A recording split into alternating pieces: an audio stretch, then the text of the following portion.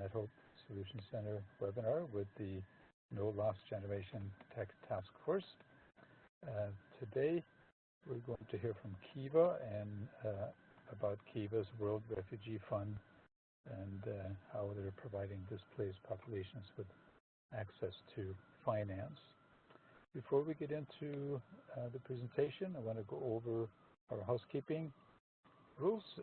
We do want to keep this interactive, so please line up your questions in the chat window.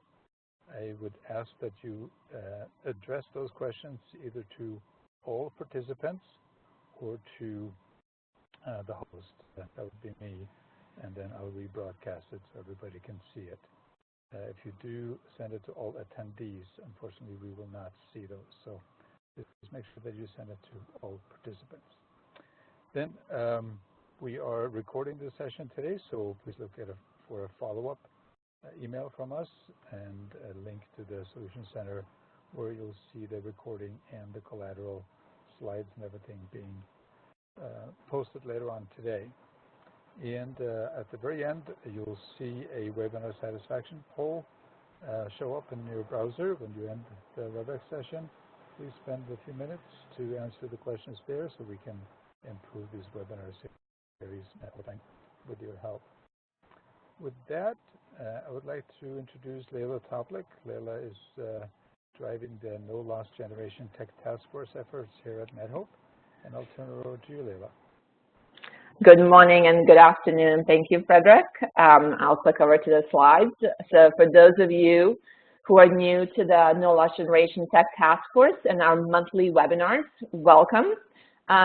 Very briefly, the task force facilitates collaboration both within the humanitarian sector and also between the humanitarian sector and the private sector, with the focus on tech-enabled programs for conflict-affected children and youth, and specifically meeting the needs like education, employment, participation, and protection. And while we focus on the needs of millions of children and youth that were affected by the Syrian and Iraqi crisis, all of the resources and all the projects are available globally. And also, the task force is open to all global and local NGOs, to the private sector companies, academic institutions, entrepreneurs, and host governments. And over 70 different organizations have joined the task force since we launched it in March of 2017. And you see some of them on the slide here. And the first phase of engagement is underway. First, we're building our multi-sector community that all of you are part of through these information exchanges and the existing programs and tech solutions, so webinars like this one. We're also initiating new collaborations or projects to address specific needs and also to achieve greater reach and impact. So for those of you who are new, and a number of you have also asked, like, how do you access these past webinars? We've had 16 to date, and valuable information about program design, technology tools, educational content, and more. And just wanted to take a moment to do a quick demo. So what I'll do is share my screen so you can see where you can access links to and recordings of the past webinars. So hopefully everybody is seeing my screen. You'll see the webinars put together by organizations like Mercy Corps and Adobe, Microsoft and their local partners in Turkey and Lebanon, HP, Udemy, International Medical Corps, the IRC. So there are some really excellent resources and insights into the different program design, and also opportunities to partner with these organizations, both in the Middle East and around the world. We also have a whole set of resources that are posted at the bottom of this page, including our No Loss Generation Private Sector Guide. So if you are a private sector company, or if you're working with a private sector company, there's some really helpful insights and learnings in this document, both in terms of the framework for how to engage in supporting the needs of conflict affecting children and youth, and some examples from the past in terms of what has worked. So hopefully you'll all take a moment after this webinar to browse through this page. So I'm going to stop sharing and go back to my slides and now really talk about this webinar specifically. So some context that we wanted to provide on today's webinar. In September of 2017, NLG Tech Task Force brought together private and humanitarian sector stakeholders at the NLG Silicon Valley Symposium in San Francisco to collaborate on addressing these 4 specific challenges that you're seeing on this slide that conflict affected youth and adolescents, so ages 10 to 24 face, so including education, livelihoods, participation, representation. And in addition to initiating new cross-sector collaboration, which you've heard me talk about on the past webinars, like remote mentoring or chatbot for discovery of educational content, since last September, we've also been featuring existing programs that are addressing one or more of those challenges. So in today's webinar, we'll focus on challenge number 2 around access to meaningful livelihoods, like entrepreneurship, and specifically the challenge around financing entrepreneurial undertakings. So along with education, what we hear from the region is that financing is one of the enablers for young entrepreneurs to create a better future for themselves, for their families, and also for their communities. So it's really my pleasure to introduce to you Lev Slovaks, who's the Senior Portfolio Manager at Kiva. And Lev will talk about Kiva's World Refugee Fund. And while Lev is presenting alone today, he will share how both technology and also a diverse set of partnerships are core to the success of the World Refugee Fund. So over to you, Lev. Great, thank you, Layla, and thank you for hosting this and having Kiva present on our World Refugee Fund. And thanks everyone for joining. So for those who aren't familiar with Kiva, so like Layla said, my name is Lev, and I cover Kiva's Middle East portfolio and have been specifically leading our efforts to provide access to finance to the forcibly displaced populations around the world. I'm going to start with a brief kind of just introduction to what Kiva is and how Kiva works, just to kind of set the stage, because I think that will be helpful as we dig a little bit deeper into what we're doing specifically with the World Refugee Fund.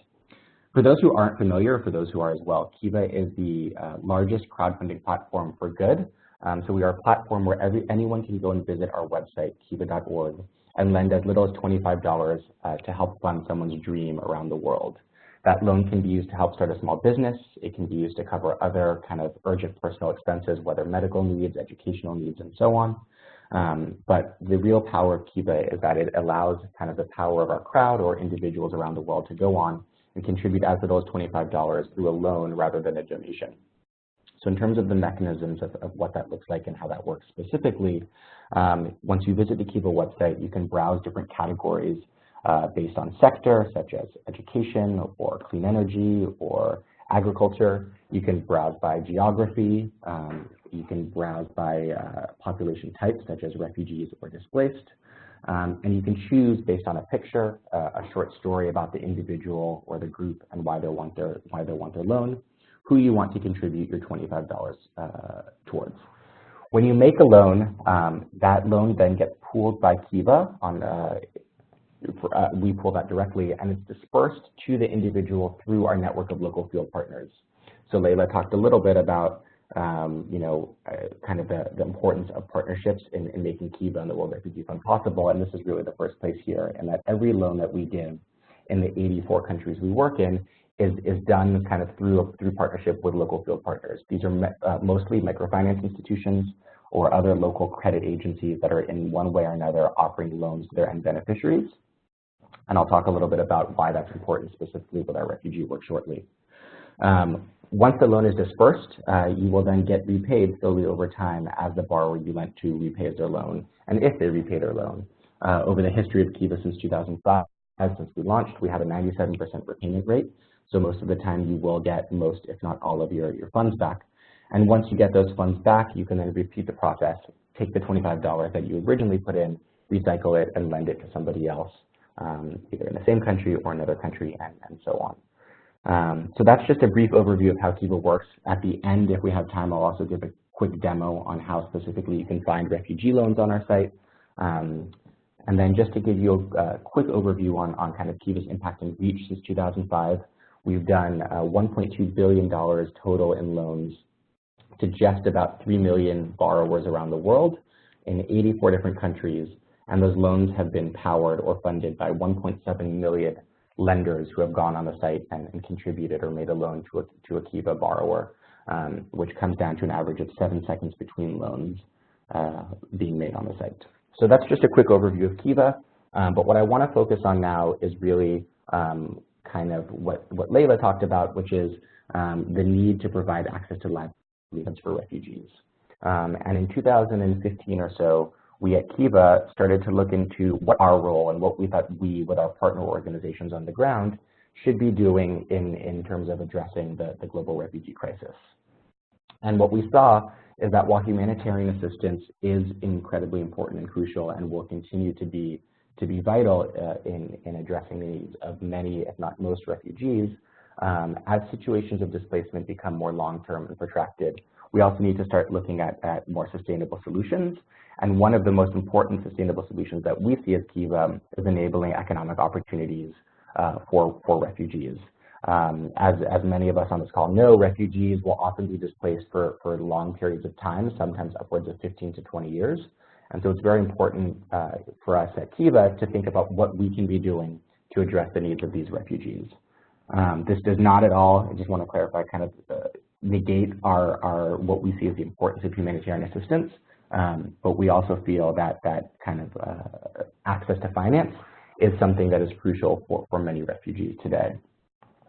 So seeing that as the context, we started to look at our local field partners, and as I mentioned before, these local field partners are financial institutions in the 84 countries we work in, and we realized that although refugees need access to finance, few financial institutions are actually willing to serve them, whether these are the partners that Kiva was already working with or whether other financial institutions. There was a general global reluctance among microfinance institutions and other financial institutions to serve refugees. The three main reasons that we saw for this, I've listed them at the bottom of the slide here, were first that refugees are perceived as too risky to lend to. This is mainly around flight risk, the concern that refugees might flee to another part of the country where they're in or to another country completely.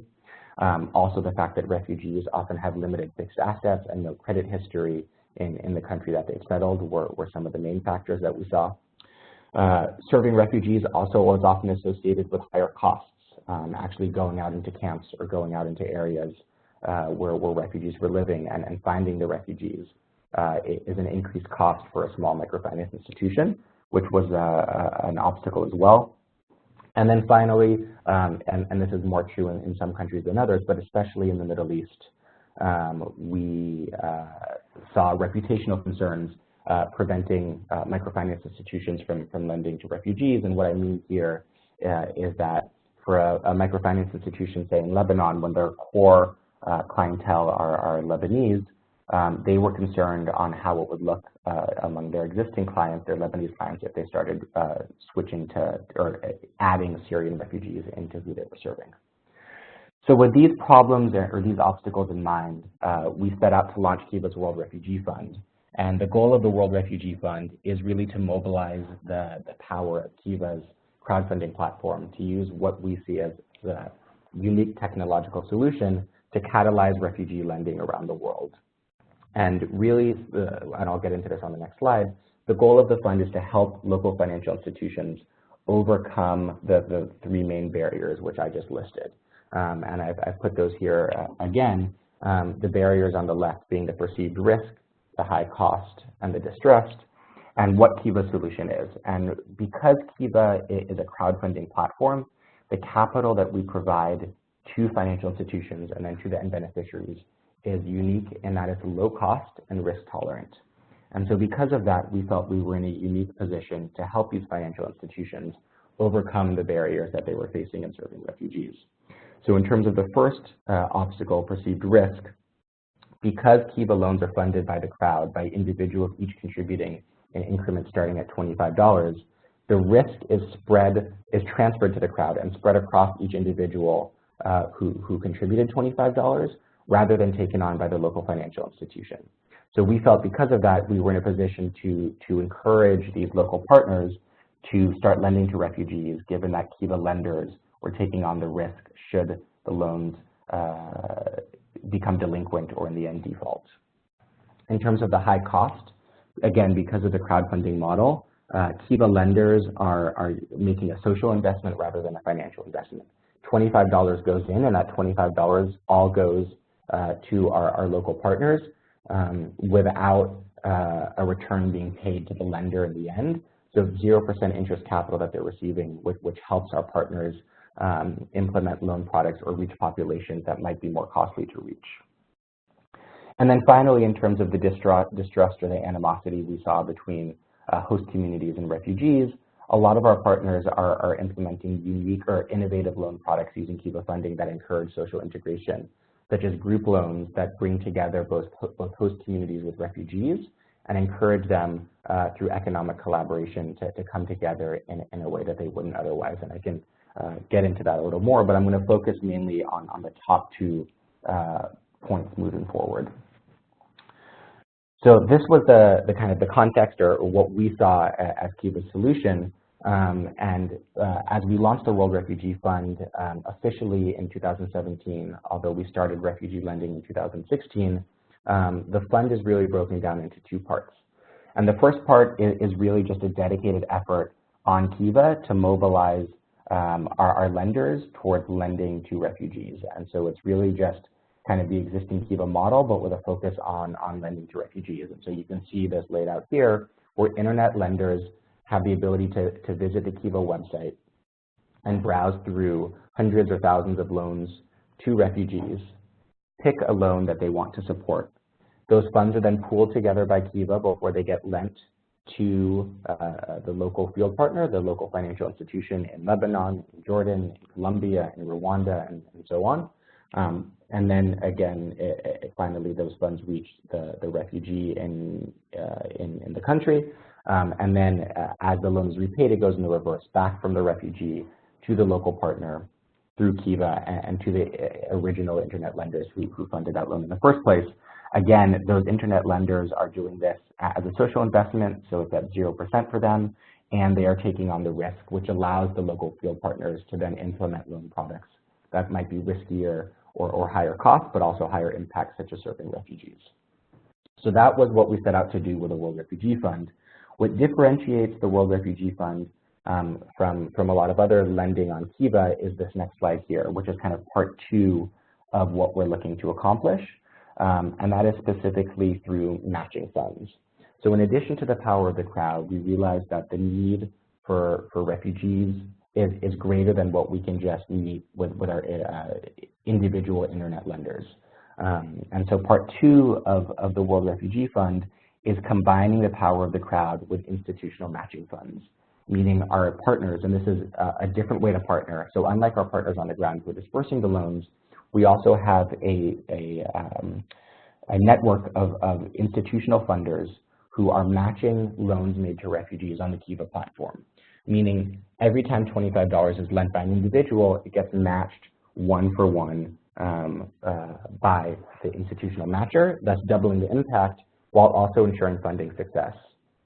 And for these local financial institutions on the ground, knowing that this is the case is incredibly important to them, because if we're asking them to use Kiva capital to serve refugees, they need to know that that loan is going to be fully funded and that they will receive the capital.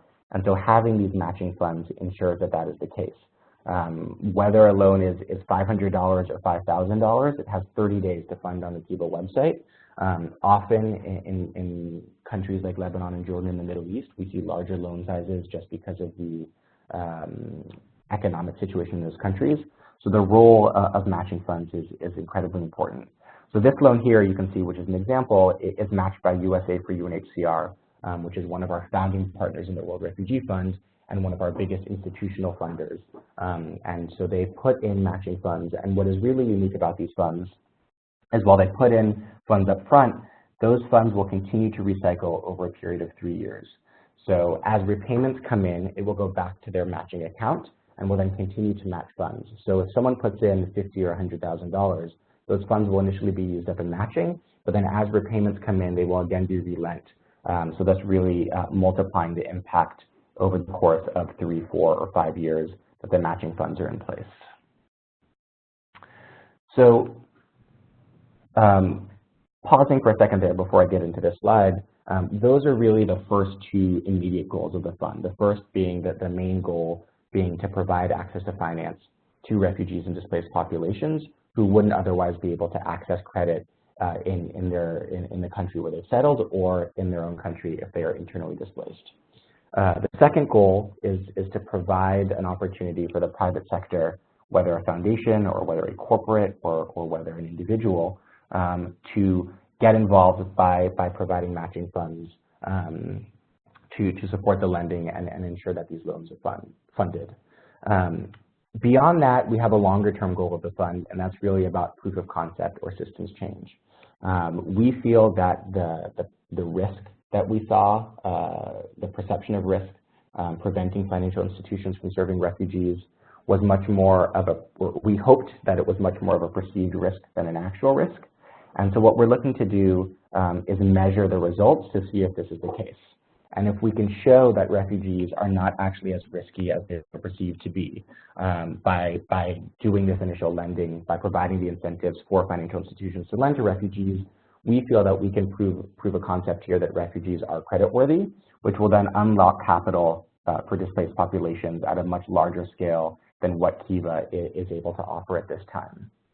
So on World Refugee Day last month, on June 20th, we released our first ever impact report, which I've linked to at the end of this presentation, so you can all look at it there, but I've included a little information here. So you can see that this first impact report is based on a sample of close to 8,000 refugees or IDPs who took loans funded on the Kiva platform across 6 countries, supported by 11 field partners, and about $6.5 million total dollars in loan volume. And you can see that the repayment rate for refugees over that period since 2016, when we started tracking this on Kiva, is 96.6%. And that repayment rate is compared to 96.8% for non-refugee lending on Kiva during the same period. So what we're seeing here is that refugees and IDPs repay their loans pretty much on par with non-refugee borrowers. And this really goes against the perception of risk that we saw. And in certain countries, including in Lebanon and Jordan, we actually see refugees repaying at higher rates than non-refugee borrowers. So our goal is to continue to share this information and share what we've learned so that other lenders will start looking at supporting refugees on the ground, and then other sources of capital, aside from Kiva's unique or flexible and risk-tolerant capital, will come into the space as well. For us, success would mean we are no longer needed if our crowdfunding platform is no longer needed and other sources of capital come in, and we can step back. That in the long term would be success for us. And we're seeing that start to happen already. As you can see on this slide here, scale is occurring pretty significantly. In 2016, we were averaging under $500,000 per month lent per quarter, not per month, lent to refugees over the course of that year. In 2018, that has jumped up to close to $1.5 million per quarter. And so scale is happening in terms of the number of refugees being served, in terms of the number of field partners and local financial institutions that are coming on board. And so we are starting to see that longer term change, which for us is very exciting. So that kind of is the third and final goal of the fund. So just to summarize, the 3 main goals are providing access to finance to refugees, providing an opportunity for the private sector to engage, and then serving as a long-term proof of concept that will really change the perceptions and kind of transform refugees from currently being financially excluded to being financially included.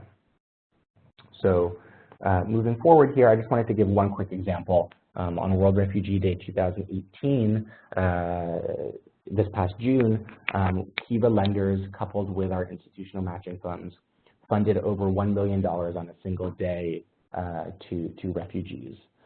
So this was a really exciting milestone for us. You know, in our first year of refugee lending, we did about a little over $1 million in an entire year. And then on one day this year, here on World Refugee Day 2018, we were able to fund over $1 million to refugees and displaced borrowers. And again, that would not have been possible without our partners on the ground who are working hard to scale these products. And it would not have been possible without our matching partners who provided funds to ensure that every loan that was made by an individual was matched $25 by one of the matchers. So that's just an example there, and we look forward to growing this in the future. I think one thing that I do want to emphasize, and just because World Refugee Day is over, it does not mean that refugees don't need loans anymore. We still have many loans to refugees funding on the website. So one challenge for us is to continue this momentum even after World Refugee Day. So I want to take the last moment here just to give some personal examples of a few individuals who received loans as part of the World Refugee Fund, who we as Kiva got to visit recently in Lebanon. People often ask me what refugees use loans for, and I think these two examples are kind of a good overview of that. Noor here is a Syrian refugee from Idlib in Syria. She got engaged while she was still living in Syria, and her entire family is from Idlib, and her fiance, for safety reasons, had to flee to Lebanon. And Noor was faced with a decision whether to stay in Syria, in Idlib with her family, or relocate to Lebanon to be with her fiance. And she chose to go to Lebanon to be with her fiance, and suddenly found herself in a new country, of course, and also just facing much higher costs and a higher cost of living than what she was used to in Syria. So Noor at first was unable to find work, which is common for many Syrian refugees in Lebanon, especially given the economic and political situation in the country. But there was a clothing store near where Noor and her fiance were living that Noor walked by every day and started chatting with the owner, who eventually agreed to hire Noor at the store. And after a few weeks of working at the store, the owner actually asked Noor if she wanted to become a business partner in the store, which required her bringing in her own capital and her own stock of clothing. Noor at that time did not have the upfront capital to be able to afford the clothing she would need to buy to do that, and that's when she learned about Kiva's partner on the ground and Kiva funded loans to be able that were being offered to Syrian refugees. So Noor took a loan of $700 funded by Kiva individual lenders and matched by Kiva matching partners to buy the clothing she needed to become a partner in this small clothing store. And since then, in the few months since then, her profits have already increased from $250 a month to $400 a month. So this is one example of the type of businesses that we're seeing Syrian refugees, especially in the Middle East, use their Kiva-funded loans for. But the other thing I want to emphasize is this example here, which is that loans can be important for much more than just small businesses. So this is Walida on the left in the first picture, with two of her sons in the second picture. And Walida and her sons and her husband were still living in Syria when her older son, who's pictured here holding the baby, was running across the street to visit his grandparents' house, which was right across the street from their home in Syria. And as he was running back, an explosion occurred at the same time, and a piece of shrapnel was lodged in his eye. Walida took him to different hospitals in the area, and all were either at overcapacity or were unable to treat her son. And so they immediately decided to flee to Lebanon, leaving everything at home and fleeing to Lebanon. Kind of similar to Noor, Walida was shocked at the cost of living and the cost of medical expenses in Lebanon. And so she took a Kiva loan to fund the medical expenses, the medical treatment that her son needed to treat his eye. She was able to find work pretty quickly cleaning homes, but that income was not enough to pay for the medical expenses up front. So with a Kiva-funded loan through our partner on the ground in Lebanon, she was able to pay for those medical expenses right away, but is now repaying her loan slowly over time, linked closely to the income she is making from cleaning homes. And as you can see in this picture, her son is wearing an apron. He has also found work at a local bakery, which is contributing to their income, and he was able to do that because of the medical treatment he received. So loans are used both for business reasons and for personal reasons, and so that is something that we support a loan for regardless of whether it's for an income-generating program or not. So those are just two examples. We have more examples on our website for those who are interested. And what I want to end with is kind of how you can get involved or how you can help. And there are numerous ways to do that. I talked a little bit about our Refugee Impact Report earlier. You can find the link to it here. So I definitely encourage folks to go and read that report and share it on your networks, because, as I said, we really want to spread these results and help change the perception of refugees being perceived as too risky. The report itself really goes more in depth on the World Refugee Fund and some lessons learned and how it works. So I encourage, as you read it, to think about the work that your organization is doing and where it might fit in to the World Refugee Fund, and definitely contact us if there are ways you feel you can support. A second way that you could think about supporting is providing trainings and non-financial services to refugees. You know, a loan is one piece of the puzzle, but it's also very important for refugees to receive trainings on how to start a business or financial literacy trainings and so on. And at Kiva, we believe very strongly in combining these non-financial services with the actual credit component that we are serving. So if you are an organization that provides trainings along these lines, that could be a good complement to a loan. Again, and it's in the country where we're serving refugees, we can definitely explore some sort of partnership or collaboration there. A third way you can support is to help expand Kiva's network of direct local field partners on the ground. Again, like I've said, it's these network of local financial institutions who are actually servicing the loans on the ground, and we're very much looking to grow that network in countries with high refugee populations, whether we work in that country now or not. So if you are an institution that might be interested in doing that, or if you know of institutions in the areas where you work, definitely that is another way to support the growth of the fund. And then the final and kind of most concrete way is to become a matching partner or donor of the World Refugee Fund. I've talked about the importance of these matching funds. We are looking to raise $3 million by the end of 2018 to serve as a one-for-one match, so that every refugee loan on the site is matched $25 for $25 and ensuring that those loans fund.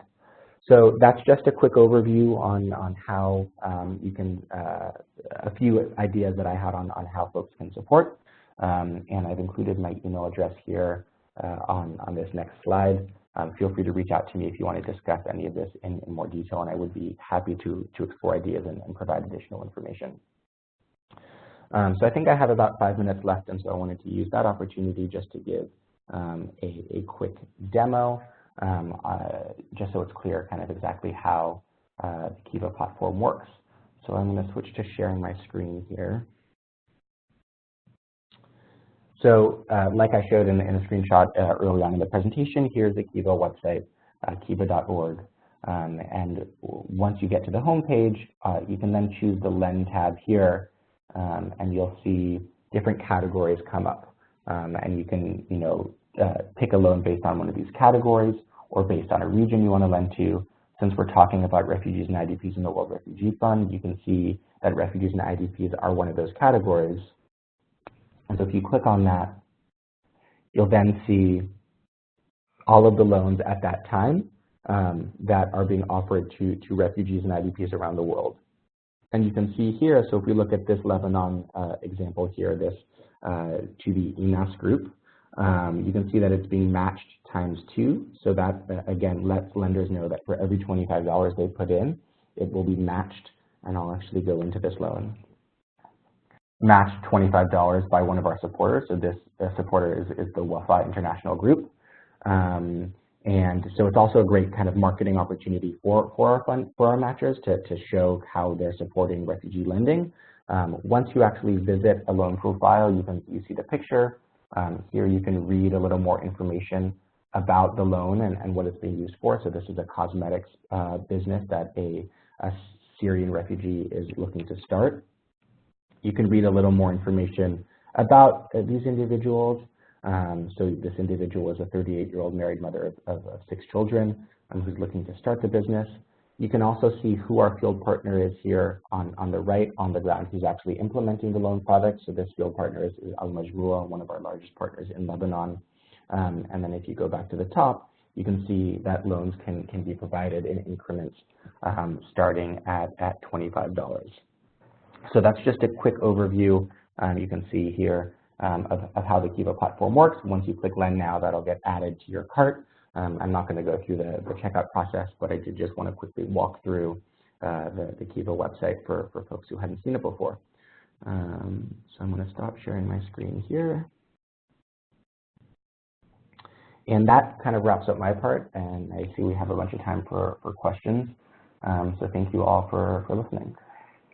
Great. Thank you so much, Lev, for an excellent overview, and also for a couple of the stories that you shared in the demo.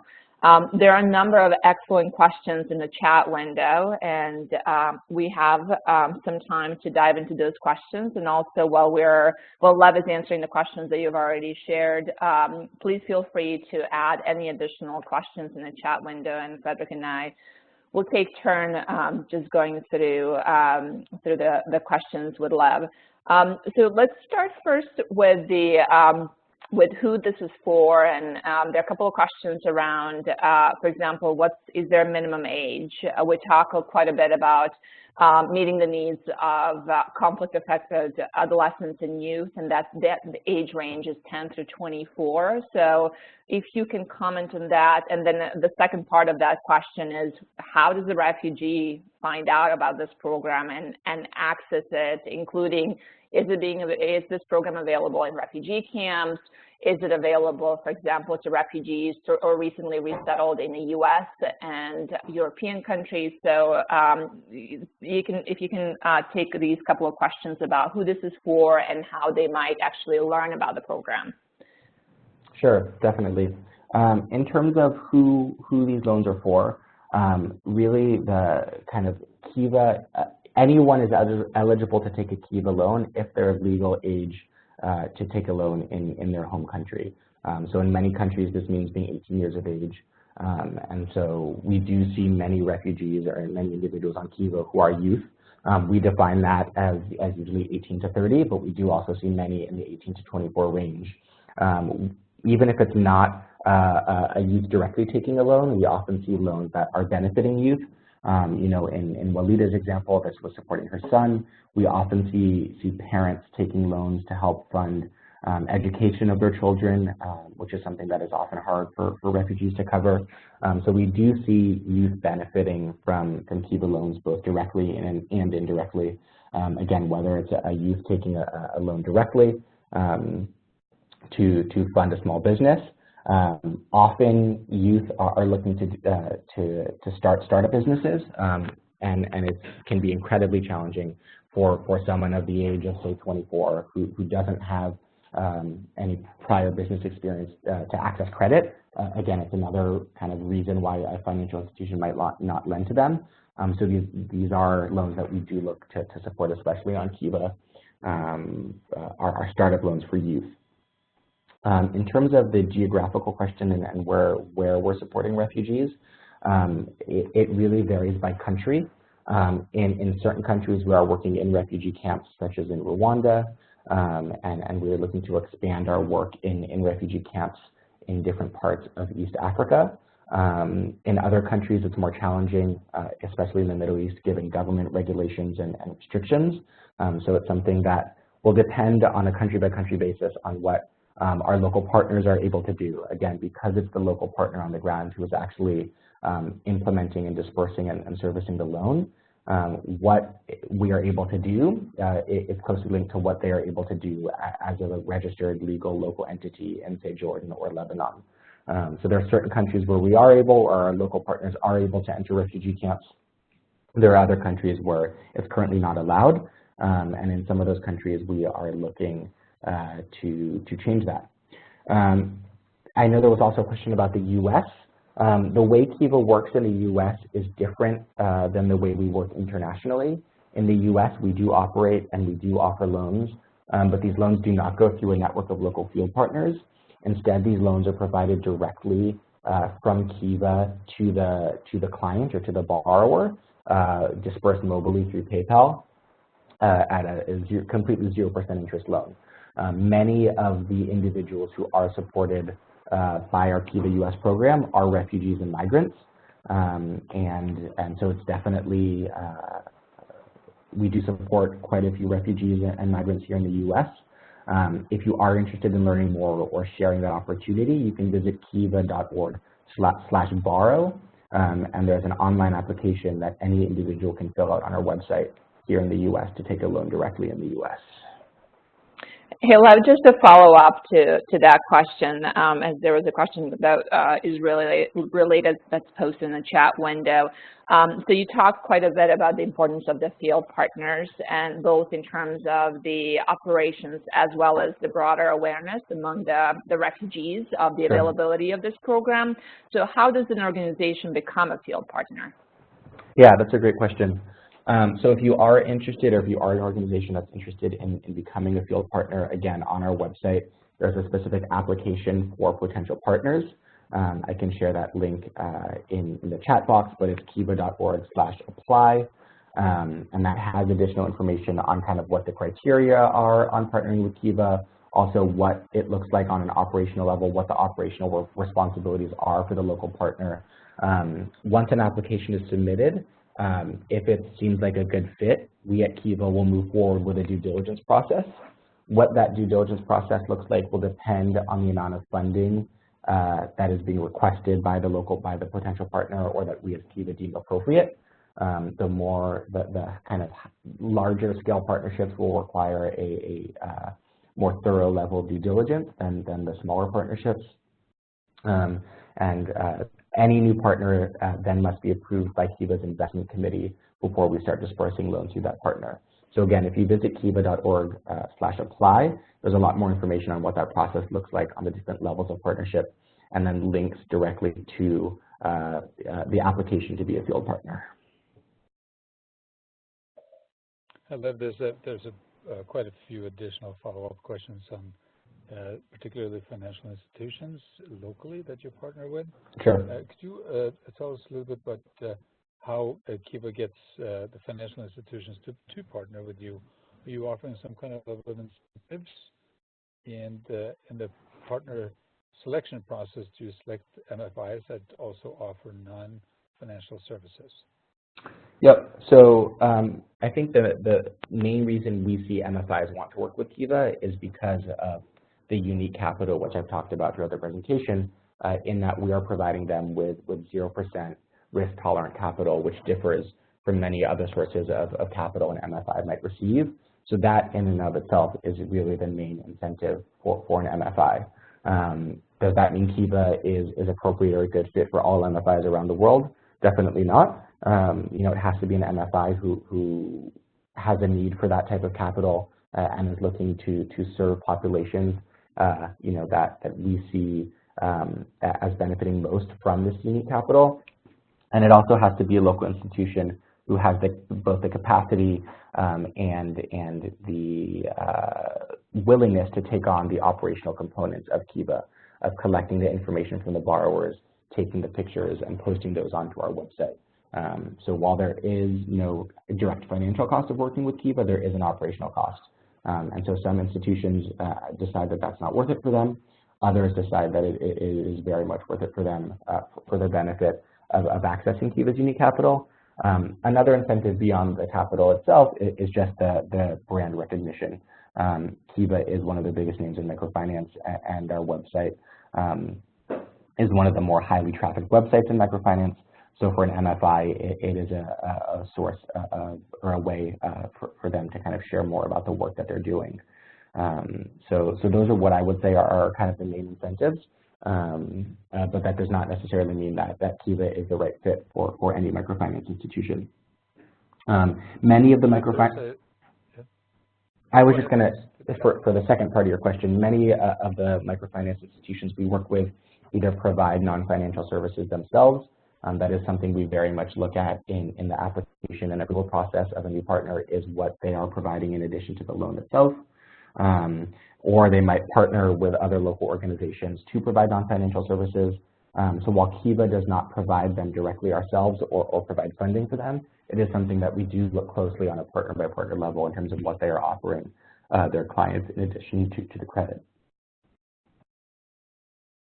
There was another follow-on question to that in terms of kind of what tracking mechanisms you have in place with your local partners to ensure that the loan actually reaches the borrower chosen on your platform. Sure, that's a good question. So we have an annual monitoring process for all of our partners that involves kind of an in-depth both financial and operational review, including a operational audit where we randomly select a sample of Kiva-funded loans and actually visit those individuals on site, collect information to verify that they are who the local partner said they are, that they actually received a loan, that the loan information matched the information that was provided to Kiva. So we do this for all of our partners every 1 to 2 years, depending on the specific partner. And that is the main way that we ensure kind of compliance and ensure that what is being provided, the information being provided to Kiva is accurate. Of course, it is something we also look very closely in our due diligence process in assessing the risk of working with a potential field partner, and something that we look at ongoing annually on a monitoring level, any signs that might point to Kiva funds not being used in the way that they were intended to. That's super helpful, Lev. And actually, speaking of the loans, you've shared some of the examples, but do you have a specified set or a range for the size of the loans, and is there a cap? Sure. So the smallest loan is $25 on Kiva, just because that is the smallest increment lending. So we do see loans at times as small as $25, but often that is not appropriate in the local context. The maximum loan size on Kiva is actually up to $50,000. So we do some larger loans. Those are not usually to individuals, but will be to small social enterprises who need a loan. So that is something we offer. For refugees specifically, the average loan size is about $850. And I would say, depending on the country, they range from about $200 to $3,000. We don't see too many loans to refugees larger than $3,000. But again, the Kiva is able to provide loans up to $50,000. Thank you for that. And you talked about the repayment rate. So there was an excellent question around any mechanisms that might exist for establishing credit rating for refugees as a result of the work that you're doing with the World Refugee Fund. Yeah, that's a great question, and something that we're just starting to think about here at Kiva, something that a lot of our partners have discussed with us and they would be interested in, and something that we are just starting to explore what it might look like. On a broad level, it will be around creating or establishing digital credit histories and digital identities for refugees, so that whether they return home or whether they then move to another country, that will move with them and they will be able to benefit from that. What that will look like is still very in its infant stages, and I don't have more information at this time.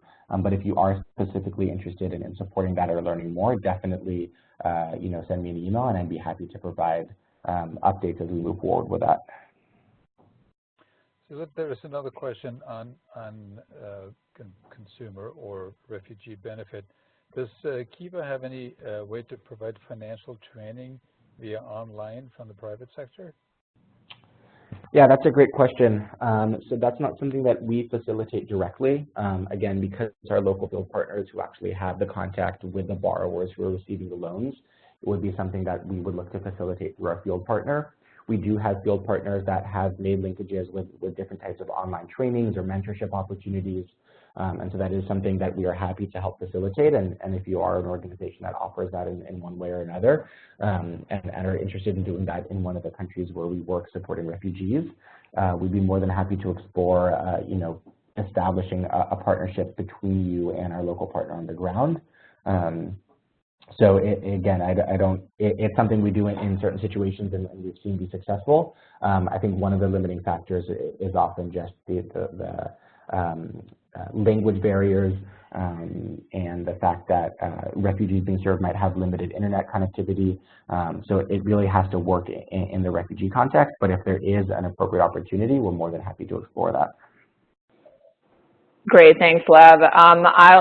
Last call for the questions, and then while we're waiting to see if there are any additional questions, Lev, is there anything else that you wanted to share just based on the questions, excellent questions you received during the Q&A, both in terms of partnering, who can benefit in what country, as well as just the kind of enabling environment that might be required in order for a refugee to be fully prepared to take advantage of this opportunity, like financial training. So anything else that you wanted to share?